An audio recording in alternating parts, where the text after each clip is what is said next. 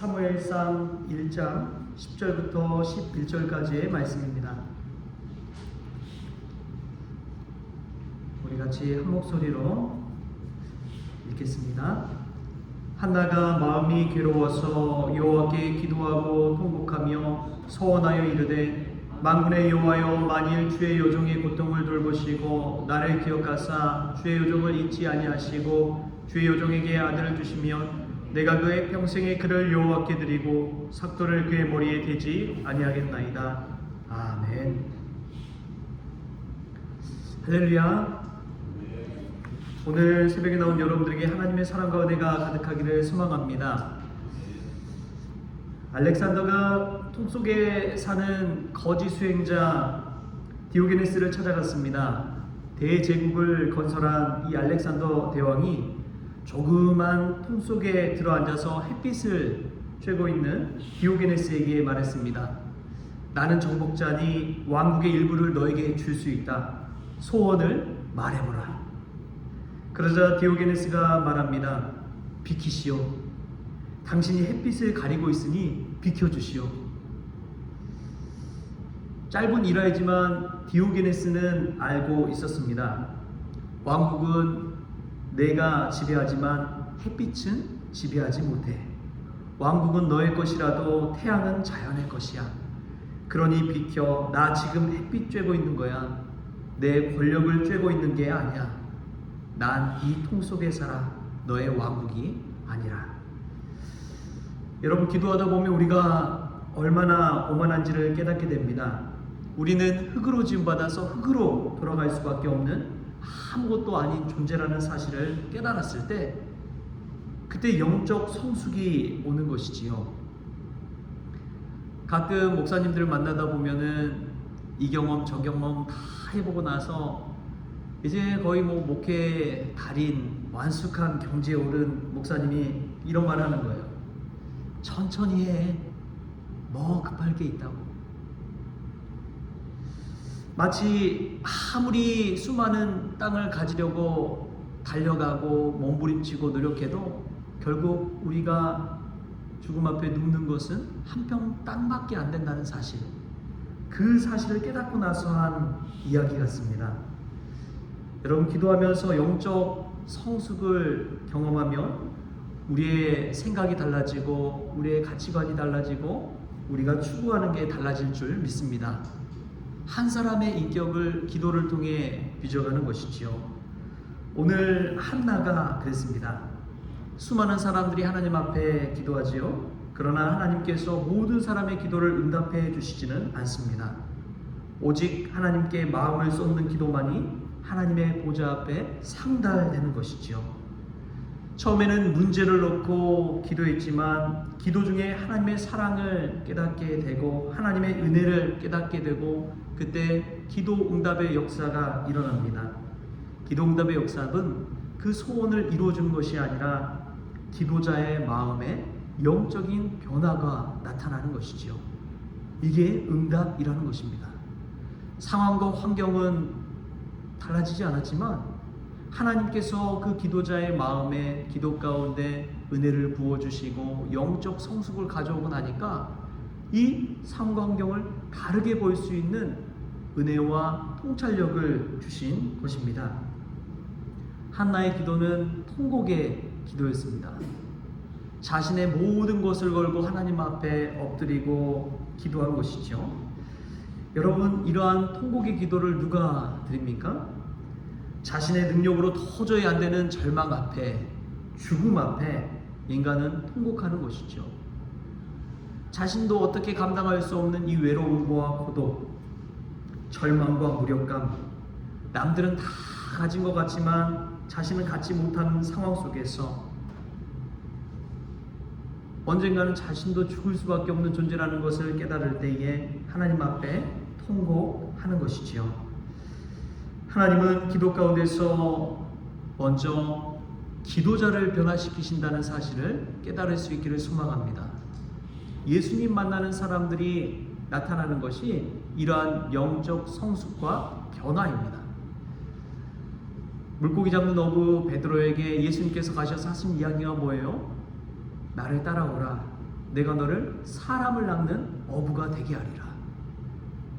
이전에는 물고기만 잡고 생계 유지하던 사람이 이제 사람을 낚아서 사람을 변화시키는 사람이 되는 것이지요. 예수님을 만날 때 그러한 영적 성숙이 일어날 줄 믿습니다. 저와 여러분이 이 가을 특세 기간에 기도를 통해서 영적으로 한 걸음이라도 더 성숙할 수 있다면 우리의 삶 가운데 하나님 주신 은혜를 체험하고 내 자신이 달라지는 그러한 체험이 이 특세간에 있기를 주신 예수님의 이름으로 축복합니다. 또 한나의 기도는 어느 순간 보면 기도 제목이 달라졌습니다. 이전에는 자신에게 아들을 달라 이러한 기도 제목이었다면 이후에는 아들을 하나님께 드리겠다는 기도로 달라지는 것입니다. 우리의 기도 제목이 하나님의 응답을 받고 나면은 달라지는 것이죠. 한나 자신이 변했다는 것뿐만 아니라 우리의 기도하는 내용들이 달라지게 된다는 것, 이것이 영적 성숙했다는 표지입니다. 아들을 얻고 변화된 것이 아니라 기도 중에 만난 하나님으로 인해 변하게 되는 것이지요. 기도 중에 낳은 아들 사무엘은 한나에게 있어서 하나님과의 만남 속에서 얻게 된 선물인 줄 믿습니다. 사무엘을 줘서 하나님을 믿게 된 것이 아니라 하나님을 믿게 되고 나니까 사무엘을 얻게 된 거예요. 이 선우가 바뀌어서는 안 된다는 것입니다. 그런데 우리는 가끔 가다 보면 기도하면서 하나님과 딜을 할 때가 있어요. 하나님 내게 이렇게 해주시면 내가 주님께 헌신하겠습니다. 얼마나 그런 일들이 많은지요. 그러나 가장 큰 선물은 하나님과 내가 기도 중에 만나는 것인 줄 믿습니다. 제가 참 이 한나처럼 소원한 그런 때가 있었습니다. 그게 언제였냐면 신학교 들어가서도 아니었어요. 그 전에 회심하면서도 아니었던 것 같습니다. 신학교 3학년 때 저희 강진에 있는 모교회에 가서 스티그마 중창단이란 이 찬양단이 가서 찬양 집회를 하고 2박 3일 수련회를 하는데 그 수요예배 찬양 집회 시간에 저희 부모님이 그동안 예수님을 믿지 않았는데 아들이 와서 또 대학 친구들 후배들과 와서 찬양 집회를 한다고 하니까 그 교회에 나오신 거예요. 처음으로 교회에 거기에 나오신 것이죠. 근데 그 모습을 딱 보는데 저도 모르게 저희 모교회 성도님들 앞에서 이런 고백이 나오더라고요. 주님, 제가 평생을 주님을 위해 일하겠습니다. 막 눈물 뿌리면서 울면서 그러한 고백을 하게 되었습니다. 그것은 교회에 나오지 않고 예수님을 믿지 않던 부모님이 함께 교회에 나와서 찬양하고 예배드리는 그 순간이 얼마나 감격스러웠던지요. 너무나 은혜스러워서 저도 모르게 나시린의 서약을 하는 것처럼 하나님 앞에 헌신하겠노라고, 내 평생에 주님을 위해 일하겠노라고 소원하게 되었던 것이지요. 여러분, 기도 가운데 응답받을 수 있기를 축복합니다. 기도 가운데 삶의 변화를 체험할 수 있기를 소망합니다. 달라진 그런 모습을 발견하고 하나님의 은혜를 체험할 때 영적으로 성숙하게 되는 줄 믿습니다. 세상에 추구하는 가치관이 아니라 하나님이 기뻐하시는 영원 구원, 함께 하나님을 예배하는 그날 얼마나 벅차고 감격스러운지요. 여러분이 그러한 은혜를 체험하고 경험할 때에 왜 이렇게 아둥바둥 살아야 될까? 왜 힘들게 바쁘게 일하는 시간에 이 많은 시간을 허비해야 되나? 더 하나님께서 우리에게 주신 은혜가 있는데 그 은혜를 사모해야 하는데 그것을 깨닫지 못하고 살았던 삶이 오히려 안타깝고 아깝고 후회가 되는 것이지요. 우리가 기도 중에 하나님 앞에 더 가까이 나아가는 영적 성숙이 일어날 수 있기를 소망합니다. 한나처럼 기도자가 변하고 기도 제목이 달라지고 또 삶 속에서 내 자신이 변할 뿐만 아니라 누군가를 변화시킬 수 있는 그러한 크리스천이 될 때에 우리 하나님께서 기뻐하시고 또 하나님이 말씀하신 대로 영광스러운 삶을 살게 될 줄 믿습니다. 오늘 이 새벽에 하나님 앞에 한나처럼 통곡의 기도를 드려 보십시오. 눈물의 기도를 드릴 때에 하나님은 우리의 기도의 눈물병에 그 눈물을 담아 주십니다. 기도를 통해 내가 변화되어 하나님과 더 가까워지는 영적 성숙이 일어나는 이번 가을 특세 기간이 될 수 있기를 주신 예수님의 이름으로 축원합니다. 기도하겠습니다.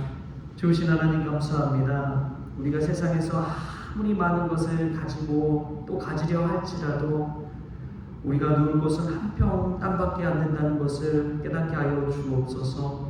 흙으로 지음받아 흙으로 돌아갈 수밖에 없는 존재라는 것을 깨닫게 하시고 기도하면서 기도자인 내가 먼저 하나님 앞에 변화되기를 원합니다. 영적으로 성숙하게 하여 주셔서 내가 변하여 기도 제목도 달라질 수 있도록 주님 주장하여 주옵소서. 하나님과 만나는 이 시간이 가장 복된 시간, 축복받은 시간이라는 것을 깨닫게 하여 주시고 주 예수님 앞에 나아갈 때에 더 주님 닮아가는 우리 모두가 되어지게 하여 주옵소서. 모든 것 감사하며 예수님의 이름으로 기도합니다. 아멘.